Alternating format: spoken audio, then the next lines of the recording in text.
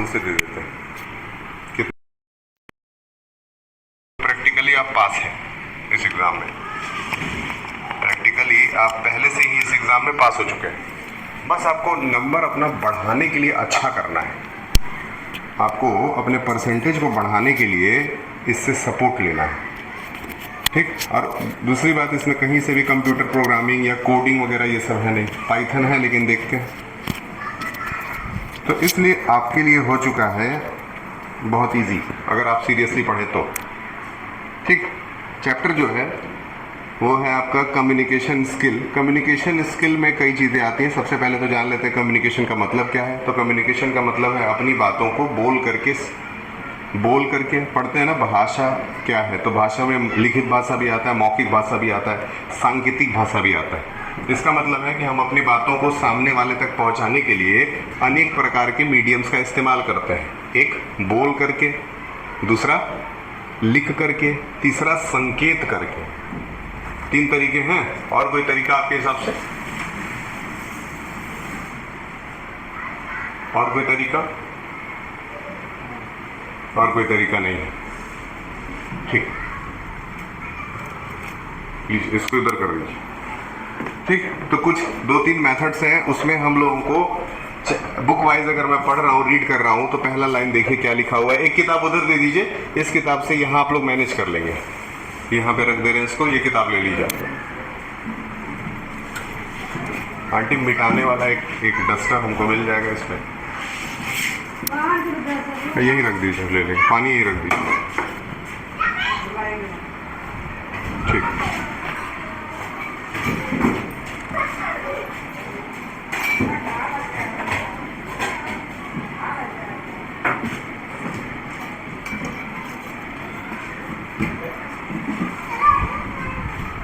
ठीक है। अब देखिए डेफिनेशन अगर लिखेंगे तो पहले लाइन में ही इसने पूरा अच्छे से हाईलाइट करके रख करके छोड़ा है हम लोगों के लिए, और लिखा हुआ है communication is the process which involve sharing of information, opinion, ideas, beliefs between 2 or more person through continuous activity of speaking, listening, understanding. Communication is not only important in our daily life but also plays a significant role in one personal career. Very important. क्या क्या लिखा? जब हम अपने ideas को share करते हैं, opinion को शेयर करते हैं, सोच को शेयर करते हैं, कम्युनिकेशन दिन भर में बहुत बार करते होगे, घर में जाते हो कभी कभी जो है कि पेरेंट्स के साथ भी कम्युनिकेशन करने में थोड़ा सा टेक्निकल माइंड लगाना पड़ता है। हाँ, ये 1 घंटे के लिए गए थे, 4 घंटा बोल के 4 घंटा घूम के आए हैं, तो अब क्या बोले कि कैसे बचना है। तो यहाँ भी कम्युनिकेशन की ज़रूरत है। काम करके नहीं लाए हैं स्कूल में और टीचर से बचना है, वहाँ भी कम्युनिकेशन की ज़रूरत है। तो क्या लगता है कि आपके क्लास में सबसे अच्छा कम्युनिकेशन स्किल इस समय किसका है, जो कि अपने बातों के हेल्प से अपने बहुत सारे काम कर लेता है? बताएं। पहला सवाल तो यही उठता है कि प्रेजेंट टाइम में आपकी क्लास में सबसे अच्छा कम्युनिकेशन स्किल किस बच्चे का है, जो अपने बातों की मदद से अपने बहुत सारे काम करवा लेता है? कोई है ऐसा बच्चा?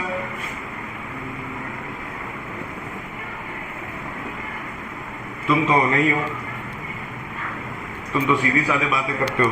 जो बहुत घुमा फिरा के बात करेगा वही तो बातों से काम निकलवाएगा, है ना। तो कम्युनिकेशन का मतलब भी यही है कि जब आप किसी डिफिकल्ट सिचुएशन में फंस जाएं तो उस समय कम्युनिकेशन के हेल्प से आप क्या कर सकते हैं, उसको सॉल्व कर सकते हैं। इसीलिए कम्युनिकेशन स्किल होना, यानी कि बातचीत करने का एक अच्छा तरीका होना, कहीं ना कहीं वो बहुत ज़रूरी है, ये याद रखिएगा। तो इसीलिए बात करना सीखिए। कम्युनिकेशन करने के 3 मेथड्स हैं, एक वर्बल, एक नॉन वर्बल, एक विजुअल, ठीक है। तीनों के बारे में हम लोग पढ़ते हैं।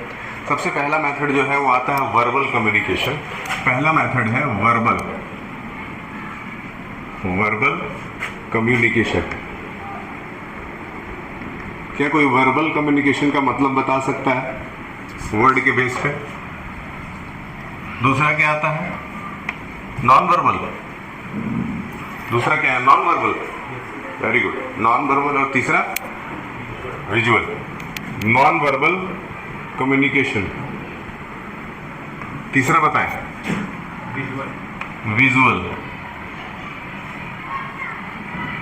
Visual communication. चलिए बताएं।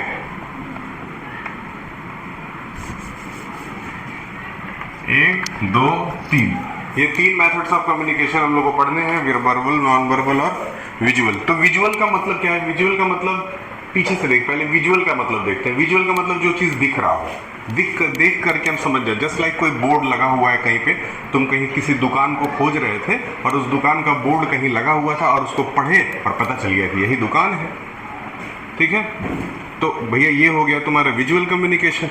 ठीक है, एक होता है वर्बल। वर्बल का मतलब जहाँ चीज़ें या तो ओरली बोली जाए या तो लिख करके समझाई जाए। या तो हम बोल करके समझा दिए, ये भी वर्बल का ही पार्ट है, और दूसरा कि हम लिख करके बता दिए, ये भी वर्बल का ही पार्ट है। तो वर्बल वाले में दोनों चीज़ें आ जाती हैं, एक बोल के समझाना और दूसरा लिख करके समझाना। ठीक है, आगे निकलते हैं। इसके बाद जो है हमारा इसमें factor to improve communication skill दिया हुआ है। देखिए, factor to improve communication skill, कैसे अपने बातचीत करने के तरीके को आप इम्प्रूव कर सकते हैं, बताएं।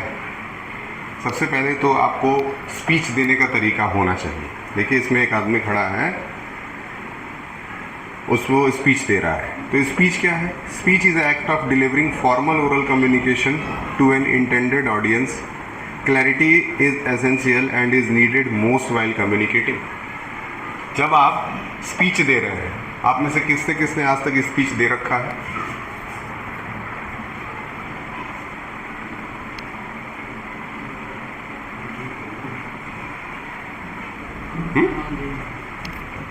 आप स्पीच दे चुके हैं? Very good. क्या बोले थे स्पीच में?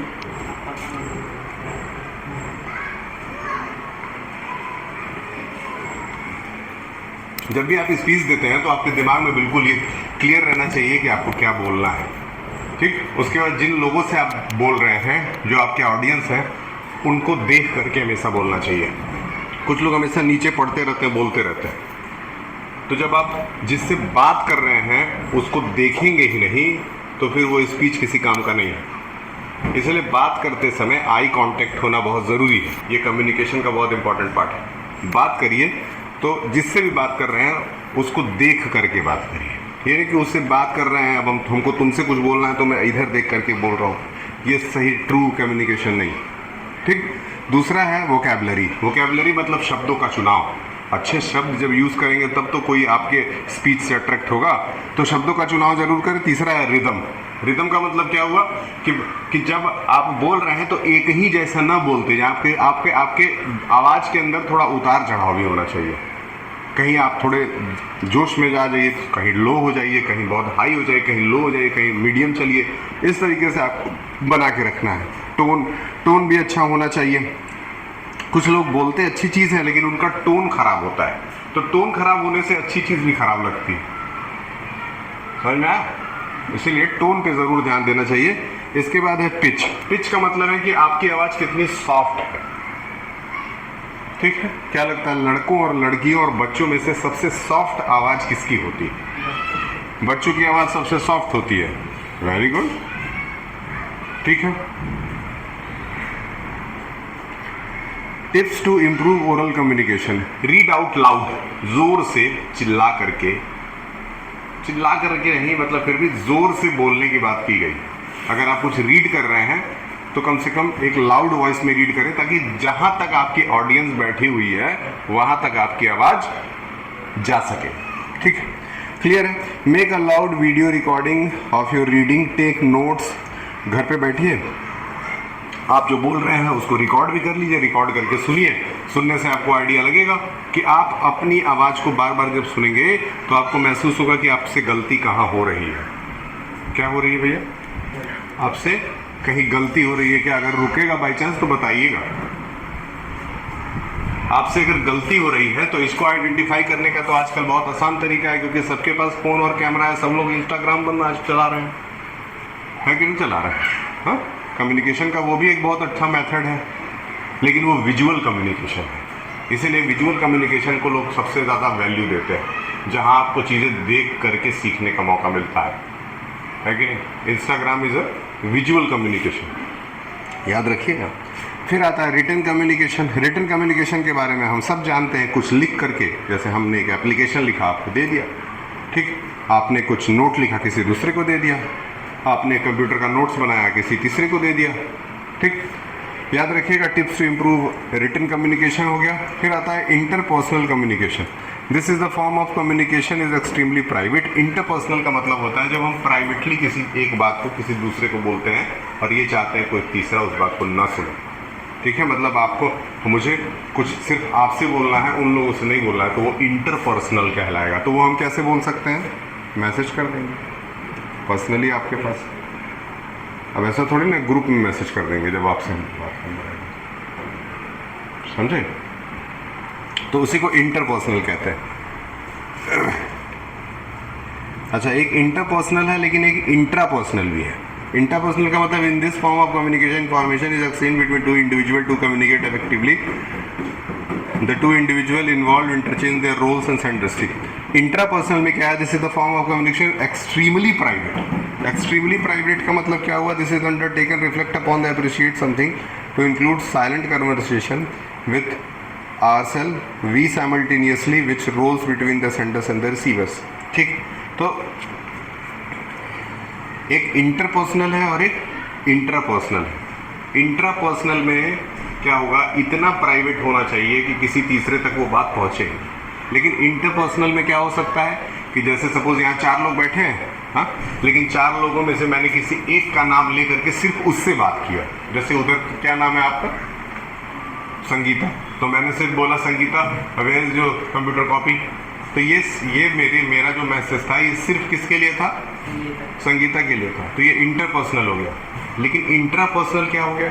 इंटरपर्सनल ये हो गया कि हम गए इनके कान में धीरे से कुछ बोल के चले आए, जो कि सिर्फ इन्हीं को सुनाई दिया और किसी को नहीं सुनाई दिया। वो मैसेज सिर्फ और सिर्फ आपके लिए था। समझ में आ रहा है? आगे बढ़ते हैं। फिर है function of verbal communication, helps to maintain relationship. अगर अच्छे रिश्ते बनाने हैं तो बातचीत करना शुरू कर दीजिए। ठीक, अगला है तुम्हारा help to organise complex ideas. Complex ideas का मतलब क्या? बहुत कठिन चीज़ को भी आसान शब्दों में आप कम्युनिकेशन के हेल्प से समझा सकते हैं, कठिन चीज़ों को। ठीक, फिर है आपका help to define reality. Defined reality का मतलब क्या है? वास्तविकता को समझाने के लिए हमेशा भाषा का इस्तेमाल किया जाता है। Help us to think. Think का मतलब सोचना। कम्युनिकेट करेंगे, सोचेंगे। बिना सोचे आदमी बोल नहीं सकता है, बिना सोचे आदमी लिख नहीं सकता है। बिना सोचे तो लिखना इम्पॉसिबल है। बिना सोचे कभी कभार लोग बोल भी देते हैं, लेकिन बिना सोचे आप लिख नहीं सकते। इसीलिए लिखना जो है वो पढ़ाई का एक बहुत अच्छा तरीका है। इसलिए कहा जाता है लिख लिख करके याद करो। तो लिख लिख करके याद करो का मतलब यही है कि आप जब ये लिखेंगे ना तो आप सोचेंगे ज़रूर, और सोचेंगे ना तो दिमाग ज़रूर काम करेगा, और दिमाग काम करेगा तो आपके दिमाग की एक्सरसाइज होगी। जस्ट लाइक कि आपको बॉडी बनाने के लिए एक ही मसल को बार बार ट्रेन करना पड़ता है, एक ही मसल को। उसी तरह से ब्रेन को डेवलप करने के लिए इसके मसल्स को बार बार कम्युनिकेट कराना सिखाना पड़ता है। याद रखिएगा। आइए, अब यहाँ तक तो वर्बल कम्युनिकेशन था, यहाँ से नॉन वर्बल चलता है। नॉन वर्बल कम्युनिकेशन में फेशियल एक्सप्रेशन बहुत इंपॉर्टेंट है। जस्ट लाइक कि मुझे आप लोगों के ऊपर गुस्सा दिखाना है तो मेरे पास 2 तरीके हैं कि एक कि मैं आपसे बोलूँ कि मैं आपसे बहुत नाराज़ हूँ और आप लोग पढ़ते लिखते नहीं हैं, आप लोग 1 नंबर के ख़राब बच्चे। और दूसरा तरीका ये कि मैं ऐसे आप लोगों को घूर करके आँख दिखाऊँ और उससे आप समझ जाएं कि हाँ मेरे से कुछ गलती हुई है। ये दोनों तरीके कम्युनिकेट करने के हो सकते हैं। दोनों से मैं एक ही बात कहना चाह रहा हूँ, बस एक में मैं बोल रहा हूँ और दूसरे में मैं अपने एक्सप्रेशन के हेल्प से आपको समझाने की कोशिश कर रहा हूँ। समझ में आ रहा है? ईजी है, आसानी से समझ में आएगा। अब कह रहा है कि फेशियल एक्सप्रेशन से आप कई तरह की चीज़ें सीख जाते हैं। जब आदमी एक्टिंग सीखता है ना, जब उसको हीरो बनना होता है, हीरोइन बनना होता है, मुंबई जाता है, मेहनत करता है, तो फिर जब वो एक्टर बनता है, जब वो नाटक सीखता है, तो उस समय उसको फेशियल एक्सप्रेशन सिखाया जाता है। जैसे कि खुश है तो चेहरा कैसे बनाना है, दुखी है चेहरा कैसे बनाना है, गुस्से में है तो चेहरा कैसे बनाना है, अगर आश्चर्यचकित है तो चेहरा कैसे बनाना है, अगर आपको आपके मन में कोई क्वेश्चन है तो आपको चेहरा कैसे बनाना है, आप बहुत किसी से सेटिस्फाइड हैं तो चेहरा कैसे बनाना है। देखिए इस तरह के सारे अलग अलग चेहरे बने हुए हैं। देखिए, बताइए लास्ट वाला जो चेहरा दिख रहा है वो आपको देख करके क्या लग रहा है कि ये क्या दिखाना चाह रही है? आखिरी चेहरे से क्या सिग्निफाई किया जा रहा है, क्या आप बता सकते हैं? क्या आप में से कोई बता सकता है आखिरी चेहरा क्या दिखा रहा है?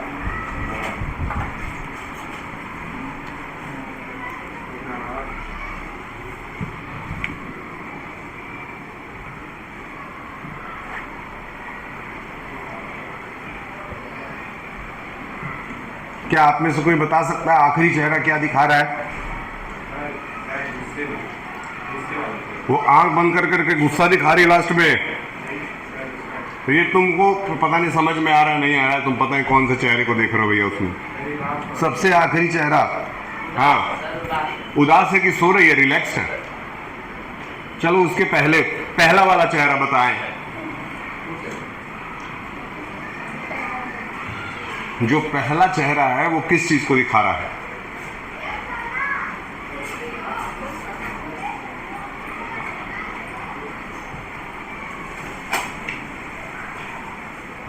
क्या लगता है? सोच रही है, बहुत खुश है। ठीक, 1 मिनट।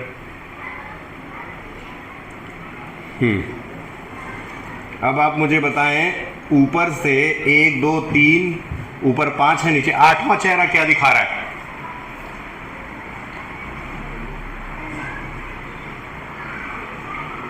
वो तो 8वां चेहरा बहुत आश्चर्यचकित करने वाला चेहरा लग रहा है मुझे। वो क्या दिखाना चाह रही है वो मुझे भी बहुत कम समझ में आ रहा है, देखते हैं। ओ, ये तो गुस्सा दिखा रही है। मेरी बात समझे ना? अब देखो नीचे ना 4 पुरुषों के फोटो दिए हुए हैं और 4 तरह के एक्सप्रेशंस वो दिखा रहे हैं। पहले एक्सप्रेशन में क्या दिख रहा है? पहले एक्सप्रेशन में वो क्या दिख रहा है? बाय कर रहा है। पहले एक्सप्रेशन में वो बाय कर रहा है, मतलब लोगों को अलविदा कर रहा है। ठीक, चलो पहले वाले में लोगों को अलविदा कर दिया, दूसरे वाले में क्या कर रहा है?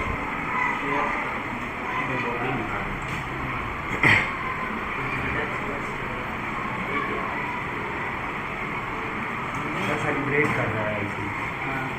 ये आई कार्ड तुमको नचाने के लिए दिए क्या?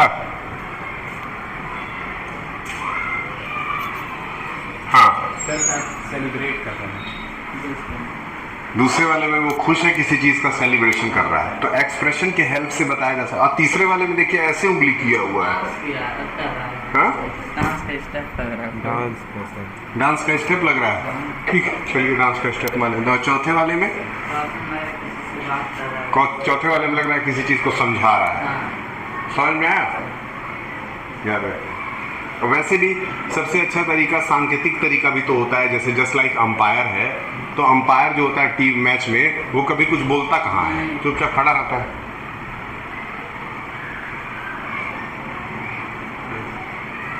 वो भी तो एक कम्युनिकेट करने का तरीका है। सीखिए, हर तरफ जो है वो कहीं ना कहीं ये सारी चीज़ें हम लोग को सिखाई जाती हैं। अच्छा, function of non verbal communication, पूरे फंक्शंस में एकदम घुस करके लाइन बाय लाइन रीड नहीं करेंगे, लेकिन मतलब समझने की कोशिश करेंगे कि आपको क्या करना है। देखिए, आपको 4-5 चीज़ें बता दे रहा हूँ, कभी भी किसी से बात करिएगा तो ध्यान में रखिएगा। पहला टिप यही है आपको कि maintain eye contact with interviewer. जब भी आपका इंटरव्यू चल रहा हो, या अगर आप इंटरव्यू देने गए हो, या अगर आप इंटरव्यू ले रहे हो, किसी कंपनी के आपको मालिक बना दिया गया हो, आप इंटरव्यू करा रहे हो, तो आप जब भी अपने इंटरव्यूअर या इंटरव्यूई से बात करें तो हमेशा उसके आई कांटेक्ट बना करके रखें। ठीक, क्या हो रहा है ये? हाँ, क्या?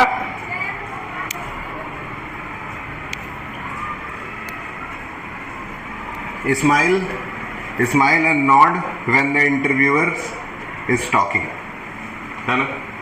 बात करते समय थोड़ा सा स्माइल चेहरे पे होना जरूरी। आजकल तो इंटरव्यूज बहुत सारे आते हैं, यूपीएससी के और आईएएस पीसीएस वाले इंटरव्यूज आते हैं। उनको देखिए, बच्चे बैठते हैं, उनसे सवाल पूछे जाते हैं, किस तरीके से वो लोग अपने आप को रिप्रेजेंट करते हैं। हाँ, अच्छी चीज़ है, वो आपको भी करना चाहिए। Be polite and keep an even tone to your speech, है ना? कह रहा है कि सामने वाला जो इंटरव्यू हमारा ले रहा है वो हो सकता है वो हमसे कुछ ऐसे क्वेश्चंस पूछ दे जिसकी वजह से हमें गुस्सा भी आ सकता है। इसका मतलब ये नहीं कि आप गुस्से में बोल देंगे, आपको अपना टोन एक बराबर रखना है, एक जैसा बिहेव करते रहना है। ठीक है, do not slow when sitting, है ना, झुक करके नहीं।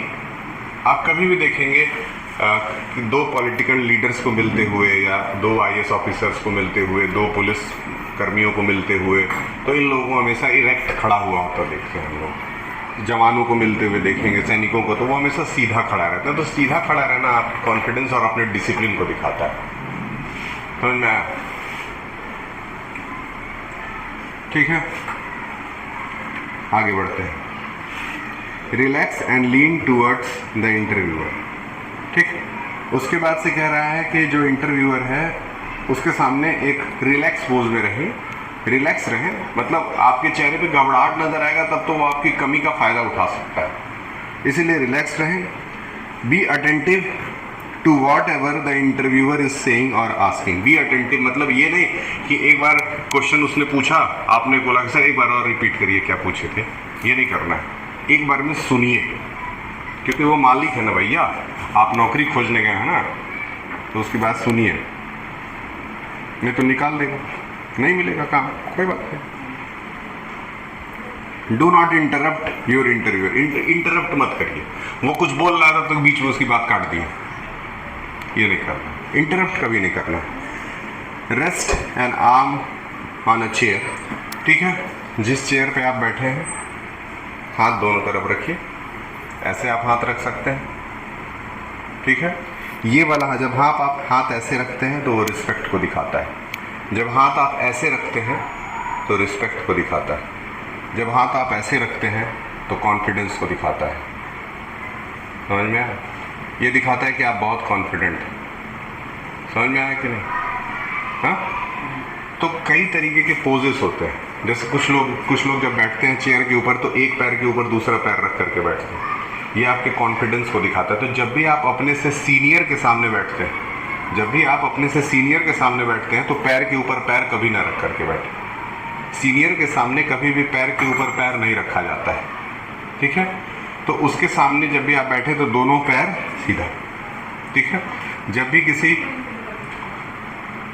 जब भी लड़कों को ही अगर वो वुमेन्स के सामने बैठे, वुमेन्स के सामने, तो कभी भी ऐसे ये पोज में नहीं बैठना चाहिए, सीधा बैठना चाहिए। सीधा बैठना जो है वो रिस्पेक्ट को दिखाता है। हल्का सा लीन हो सकते हैं, लीन हल्का सा मतलब क्या, थोड़ा सा पैर ऐसे सीधा टेढ़ा कर लिए और फिर बैठ गए। तो बैठने के तरीके में भी आप बहुत कुछ पाएंगे कि छुपा हुआ है। समझ में आया? ठीक है, फिर उसके बाद से बहुत सारे ऐसे तरीके हैं जो मतलब ऑफिशियल यूज़ में आपके बहुत काम आते हैं। तो हमेशा रिस्पेक्ट वाले पोज में बैठना चाहिए, अच्छे से बातचीत करना चाहिए, सामने वाले की बात सुननी चाहिए, उसको इंटरप्ट नहीं करना चाहिए, एक टोन बना के रखना चाहिए। ये सारी चीज़ें आप जितना जल्दी सीख जाएंगे वो आपके लिए बहुत फ़ायदा है। ठीक है, मेरा एक स्टूडेंट प्रांजल नाम का है, क्लास 12 पास हो गया वो, उसको मैं 4th से क्लास 12 तक पढ़ाया। वो पढ़ाई में एकदम ज़ीरो, उसको कोई इंटरेस्ट नहीं था पढ़ाई में, लेकिन वो बात बड़ा अच्छा करता था, वो रिस्पेक्ट बहुत ज़्यादा अच्छा देता था मुझे। तो इसीलिए जब भी आज मेरे अच्छे स्टूडेंट्स लोगों की मैं बात करता हूँ तो उसमें प्रांजल का नाम मैं ज़रूर लेता हूँ।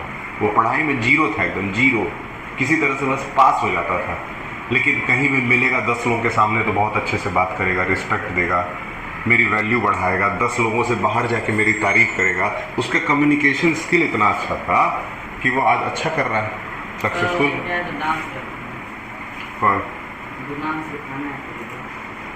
कौन डांस सिखाने आता है? नहीं है, वो नहीं है, वो अपना डांस ऑन सिखाया, उससे क्या मतलब है? वो मेरे एक स्टूडेंट है, और बहुत से ऐसे स्टूडेंट जो पढ़ाई में बहुत अच्छे हैं, वो कभी बाहर मेरे से मिलते हैं तो हमको नमस्ते भी नहीं करते। प्रांजल मिलता है तो अपनी गाड़ी रोक करके आके नमस्ते करता है। अगर वो 4 व्हीलर से जा रहा है तो शायद 4 व्हीलर भी रोक करके आके कर देता है। सोच लीजिए, मेरी बात समझ में आ रही है? तो कम्युनिकेट करिए लोगों से, बातचीत करना सीखिए, अपना काम निकलवाना सीखिए। यही इस चैप्टर का पर्पस है कि आप अपने बातचीत से कैसे अपना काम करा लेते हैं। ये शहर है ना, ये शहर है, यहाँ 60-70 लाख लोग रहते हैं। यहाँ जो बहुत अच्छा बोलता है, जो बहुत अच्छा अपना काम निकलवाता है, उसका कोई काम कभी रुकेगा नहीं। समझ रहे हो? कल होकर के कुछ भी कराना रहे गाड़ी खरीदनी रहे, बड़ा घर बनवाना रहे, व्यवहार रखोगे बातचीत पे सब हो जाएगा, सब बातचीत पे हो जाएगा, धीरे धीरे पैसा दिला जाएगा बाद में, लेकिन काम नहीं रुकेगा। अगर व्यवहार अच्छा बनाए हो, आज की डेट में कुछ भी अचीव कर सकते हो। सोच लो, तुम्हारे शहर में 70 लाख लोग रहते हैं, उसमें से कम 7,000 लोगों के साथ तो व्यवहार बनाओ। तो तुम लोग अपने में ही लड़ते हैं, दूसरे से व्यवहार बनाओ तुम लोग।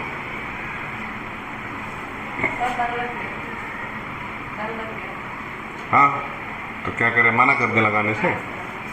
हमको पता नहीं है तुम लोग मैथ में क्या पढ़ते हो, बताओ। मैं ये चैप्टर खत्म करेंगे तभी निकलेंगे, बताइए, समझ में आया? नहीं, हम कम्युनिकेशन स्किल के बारे में बता दे रहे हैं, उसके बाद से आप लोग अपना आराम से घर पे जाके प्रिपेयर करिएगा। इसमें एक पार्ट जो था, इसमें यही सारी चीज़ें, दूसरा दिया हुआ कम्युनिकेशन साइकिल। कम्युनिकेशन साइकिल है, अगर आपको आपके भरोसे छोड़ दें, देखिए कम्युनिकेशन वाले से सुनिए, मेरी बात सुन लीजिए, अभी क्लियर कट बात करते हैं आपसे। इसमें टोटल छोटे 5 चैप्टर्स आ रहे हैं। कम्युनिकेशन का पहला पार्ट में बता दिया क्या है। अगर आप कैपेबल हैं कि इस चैप्टर को पढ़ करके आप MCQ तैयार कर सकते हैं, तो फिर तैयार करके आ जाइए एग्जाम में, हमको कोई दिक्कत नहीं है। ओवरऑल घुमा फिरा के पूछ रहा है MCQ ही है। थोड़ा बहुत जब तक जानेंगे नहीं तब तक आंसर क्या देंगे। एक और तरीका बता देते हैं, जाइएगा पेजेस को स्कैन करिएगा, स्कैन करके AI को दीजिएगा, बोलिएगा भैया हमको 50 MCQ निकाल के दो, वो बना के देगा, उसको सॉल्व करिएगा, देखिएगा आप कितना मार्क्स पा रहे हैं खुद से। ऐसा ही हर सब्जेक्ट में करिएगा, आपका तैयार हो जाएगा। क्योंकि हम लोगों ने भी पेपर बनाया होगा, तो इसी से तो बनाया होगा ना, इसी में से तो बना होगा। तो आपके क्वेश्चन जो आप प्रैक्टिस करके आएंगे और मेरे क्वेश्चन जो हमने दिए हैं वो ज़रूर मिलेंगे एक दूसरे से, क्योंकि है तो वही पेज, थोड़ी ना बदला है। आप जिस पेज को स्कैन करेंगे, हम भी तो उसी को स्कैन करेंगे। क्लियर है? बताएं? ठीक है, तो घर से पढ़ेंगे। चैप्टर नंबर 2 दे दे पढ़ने के लिए। कम्युनिकेशन साइकिल वाला पार्ट है इसमें भी कम्युनिकेशन से रिलेटेड फीडबैक, डिस्क्रिप्टिव फीडबैक, छोटा चैप्टर, 2 पेज का चैप्टर है ये। अगर ये पढ़ लेंगे तो इसके बाद अगली क्लास में चैप्टर नंबर 3 पे सीधे चला जाऊंगा। बताएं, आपका इसका क्वेश्चन आंसर का एक पूरा नहीं लिखवाऊंगा मैं, कुछ सेलेक्टेड क्वेश्चंस के बस PDF बना के दे दूंगा, वो कॉपी में आप कर लीजिएगा। बाकी आपका जो हाफ ईयरली एग्जाम होगा उसके पोर्शन के लिए पूरा थ्योरी तैयार कर लीजिएगा। और MCQ तो भरपूर मात्रा में आता है, फाइनल एग्जाम में भी आएगा। क्वेश्चन पेपर निकलवा रहे हैं, हर सब्जेक्ट का क्वेश्चन पेपर, और क्लास में तुम लोग को डिस्ट्रीब्यूट करेंगे, बैठ के देखना, ठीक है? उससे पता चल जाएगा क्या क्या आ रहा है, किस हिसाब से पूछता है, सारा क्वेश्चन पेपर निकलवा ले रहे। तो चैप्टर नंबर 2 पढ़ लेंगे तो बताएं, फिर प्रॉमिस करिए तब जाने दे रहे हैं। तो चैप्टर नंबर 3 हम इसके बाद वाले क्लास में करा देंगे, 2 क्लास और लेंगे, लगभग लोगों नहीं पड़ जाएगा ये, कुछ खास करना नहीं है इसमें ज़्यादा मेहनत। बताएं, जल्दी बताएं, हो जाएगा चैप्टर 2? पढ़ के आएंगे? ठीक है, जाइए चैप्टर 2 पढ़ के आइएगा। ये आप प्रॉमिस के चैप्टर 3 में कराऊंगा। क्लास 9 की कम्युनिकेशन स्किल की बुक, यही सेम बुक रखी है, प्रिंसिपल ऑफिस में बुला के हमको दे, क्लास 9 वाले बच्चों को मेरे पास भेज दे, यही भी भेजिए। उनका क्लास 9 का वो, उनका भी सेम ही चैप्टर आ रहा है कम्युनिकेशन स्किल 9th में। वो मेरी किताब है, तुम्हारी किताब है, तुम ये कोई भी किताब लेके चल दे रहे हो। ये किसकी किताब है? ये भी ले रहा। ले जाइए, जल्दी बुलाएं 9th वालों को बुला दें।